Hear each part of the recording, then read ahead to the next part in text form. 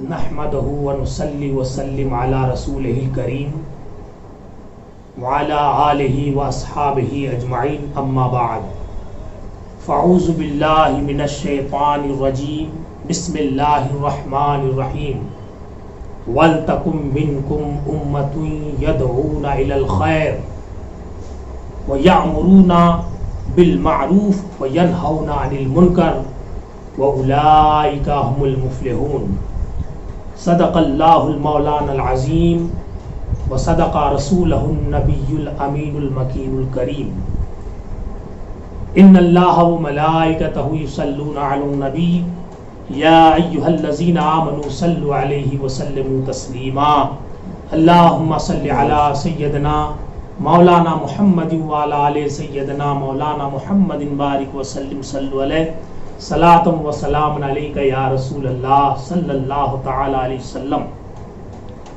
برادران ملت اسلامیہ، آج میں آپ کے سامنے چند باتیں لے کر حاضر ہوں۔ اللہ ہم کو سچ سننے اور اس پر عمل کرنے کی توفیق رفیق عطا فرمائے، آمین۔ ہم شمع حرم کے دیوانے ایمان کی حرارت رکھتے ہیں، ہم شمع حرم کے دیوانے ایمان کی حرارت رکھتے ہیں۔ توحید ہمارا سرمایہ قرآن کی دولت رکھتے ہیں، توحید ہمارا سرمایہ قرآن کی دولت رکھتے ہیں۔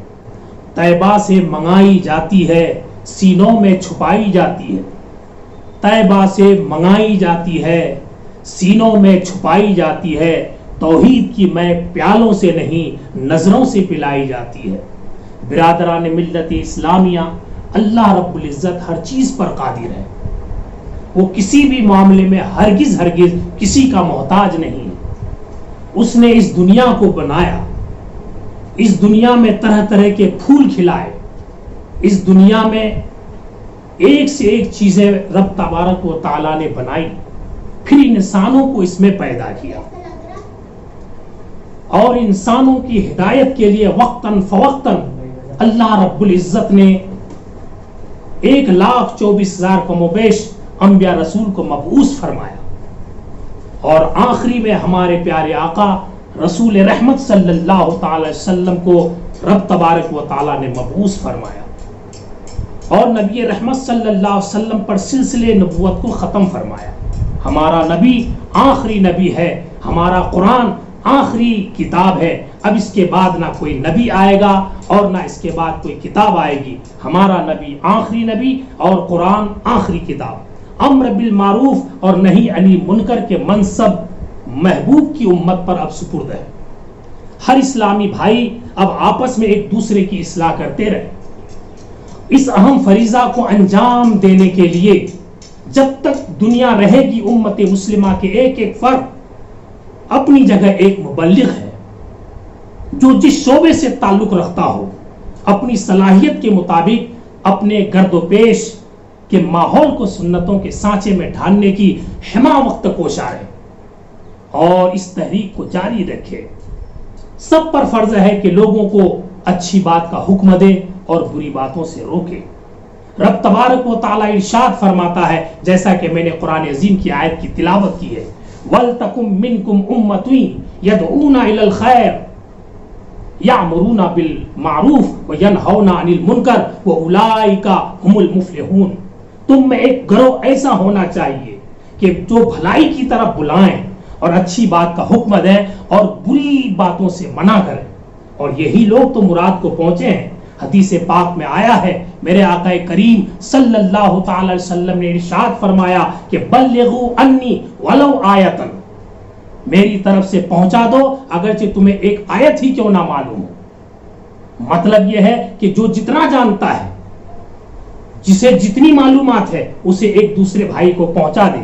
مگر افسوس، صد افسوس کہ مسلمانوں کو فرصت کہاں، اس کے پاس تو اتنا بھی وقت نہیں ہے کہ کم سے کم سکون کے ساتھ، اطمینان کے ساتھ وہ نماز ہی پڑھ سکے۔ مسلمانوں نے تو بس کھاؤ پیو اور موج کرو کو ہی اپنی زندگی کا مقصد سمجھ رکھا ہے۔ وہ دور آیا کہ دیوانے نبی کے لیے ہر ایک ہاتھ میں پتھر دکھائی دیتا ہے۔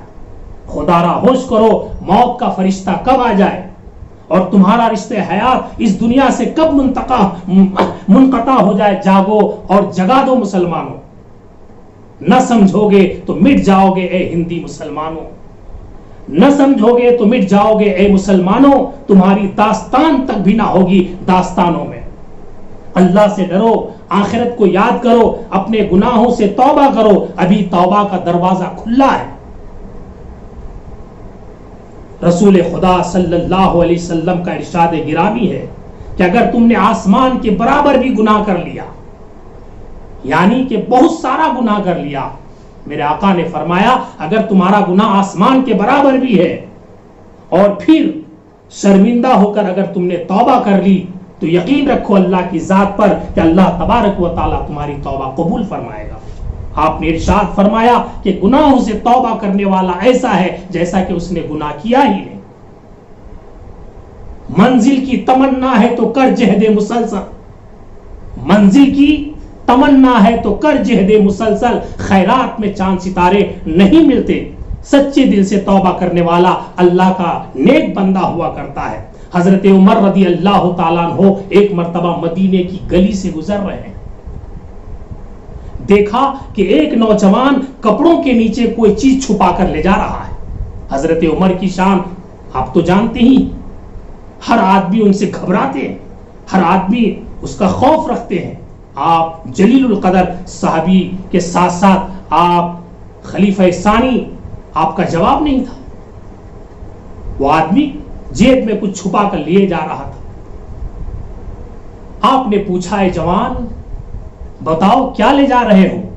جوان بڑا شرمندہ ہوا, دل کانپنے لگا کہ اگر میں نے عمر کو بتا دیا کہ میں شراب چھپا کے لے جا رہا ہوں تو آج میری خیر نہیں. شرمندہ ہوا, پر کہوں تو کہوں کیسے؟ نوجوان نے سوچا. اس وقت اس جوان نے دل ہی دل میں کہا کہ مولا آج مجھے عمر فاروق رضی اللہ تعالی عنہ کی بارگاہ سے شرمندہ ہونے سے بچا لے. اگر آج میں بچ گیا تو آج صدق دل سے میں توبہ کرتا ہوں, آج کے بعد پھر یہ گناہ کبھی نہیں کروں گا. انہوں نے دل سے دعا مانگی, اے اللہ مجھے حضرت عمر کے روبرو شرمندگی اور رسوائی سے بچا لے, میرے عیب کو ڈھانپ لے, میں پھر کبھی شراب نہیں پیوں گا. جوان نے حضرت عمر کو جواب دیا, یا امیر المومنین یہ تو سرکہ ہے, سرکہ ہے, مگر لے جا رہا تھا حقیقت میں وہ شراب, مگر دل ہی دل میں اللہ کی بارگاہ میں توبہ کی اور جواب دیا یا امیر المومنین یہ تو سرکہ ہے. آپ نے فرمایا دکھاؤ تو صحیح.